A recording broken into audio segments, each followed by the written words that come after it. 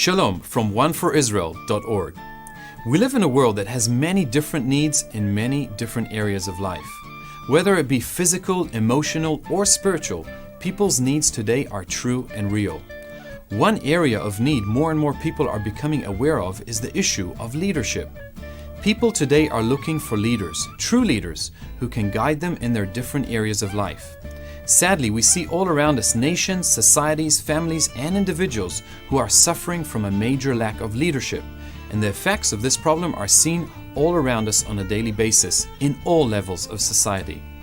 It is easy to get discouraged due to this reality and find ourselves longing and looking for leaders that we can look up to and follow with complete trust.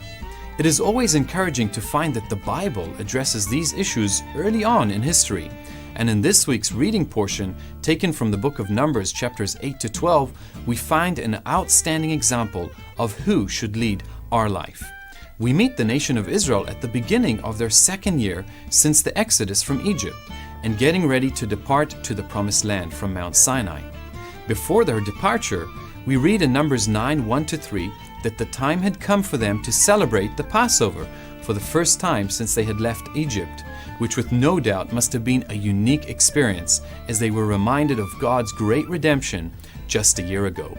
It is always important to remember all that God has done for us in our life so far. Now, who will lead the way? Moses would be the first name to come to mind, but no, it is God Himself who will lead His people as we read in Numbers 9, 15-18. On the day that the tabernacle was set up, the cloud covered the tabernacle, the tent of the testimony. At the evening, it was over the tabernacle like the appearance of fire until morning. So it was always. The cloud covered it by day, and the appearance of fire by night. And whenever the cloud lifted from over the tent, after that the people of Israel set out. And in the place where the cloud settled down, there the people of Israel camped. At the command of the Lord, the people of Israel set out, and at the command of the Lord, they camped. As long as the cloud rested over the tabernacle, they remained in camp. Amazing! God's very presence was leading the way for Israel, showing them when to leave and where to camp. What a blessing to have a God tell exactly when and where to go. Later verses explain that God also showed Israel how long they must stay in each place. Whether it be a day, a week, a month, or even more, God was the one leading His nation. What mercy and comfort for a nation who has just been born to have a God who reveals exactly what they should do and where they should go.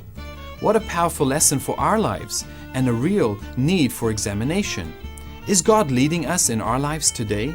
Do we understand that the God of Israel wants to lead every aspect of our lives?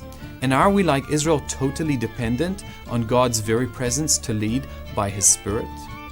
One can only wonder what transformation and revival we would experience if the leaders of our nations would grasp this truth and ask God to lead the way. But there is even more to come. We find that there was also a certain tribe who was to lead the way once God gave the signal to depart.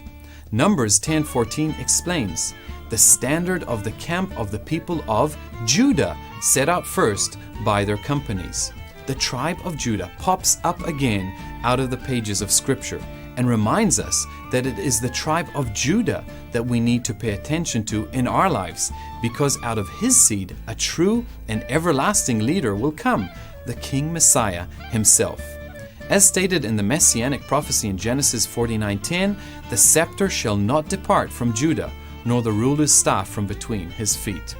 God not only can lead your life, but He also gave the king from the tribe of Judah to go ahead of you in all your journeys. In John 10:14, Yeshua says, "I am the good shepherd. I know my own, and my own know me, just as the Father knows me, and I know the Father, and I lay down my life for the sheep."